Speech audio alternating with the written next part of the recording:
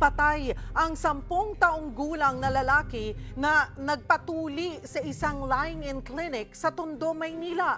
Ang doktor na nagtuli sa kanya, nagpapanggap lang pala at dati rin daw nahuli na. Magbabalita si Nina Ong Pauco. Labis ang pangungulila ng inang si Marjorie sa pagkamatay ng kanyang 10 taong gulang na anak na si Nathan noong May 17, Sabado. Nagpatuloy ang bata sa isang lying-in clinic sa Tondo, Maynila. Pero ang sanay pagtawid niya sa pagbibinata, hindi na nangyari.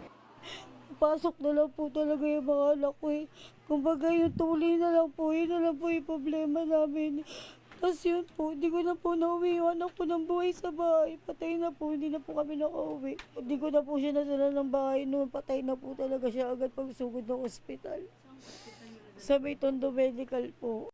Kwento ni Marjorie, masigla at wala namang iniindang sakit si Nathan bago ipatuloy sa lying-in clinic. Kinausap pa raw siya ng babae nagpakilalang doktor. Pati ang clinic staff sinabing tinurukan naman ng 20cc na anesthesia si Nathan. Pero ilang saglit pa, nangitim at naghahabol hininga na ang bata. Tila nawawala na rin ito sa sarili. Dito na raw kinabahan si Marjorie hanggang sa tuluyan ng nag-seizure si Nathan. Dali-dali itong isinugod sa ospital pero huli na ang lahat. Hustisya po yan para sa anak. Hindi ko po matatanggap na ganun lang na hindi ko alam kung bakit nabatay yung anak ko. Pinatuloy ko lang yan eh. Hindi ko alam. Hindi ko po alam. Gusto ko yung hustisya. Kung ano kinamatay ng anak ko. Sobrang talino po yan eh. May honor po yan eh. Sobrang sipag po mag-aral. Sumasayaw pa rin po yan. Eh, hindi ko po talaga matatanggap.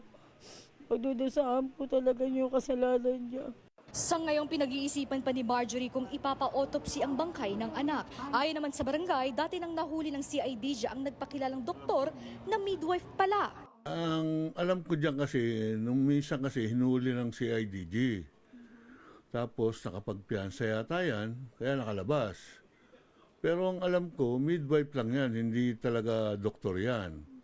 Kaya nagtataka ko, bakit siya nagtutuli? O bawal yan, di ba? Kaya yun ang inaano ko. Dapat yan, mareklamo yan, mahuli siya. Di ba? Kasi yung practice niya, nagtutuli siya, pan-doktor yun. Hindi naman pang midwife yun. Sinubukan namin na kunan ng pahayag ang nagpakilalang doktor sa klinik pero wala nang humarap sa amin.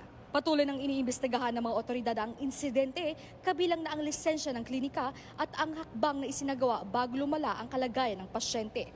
Para sa 1PH, Nina Ong Pauco, News 5.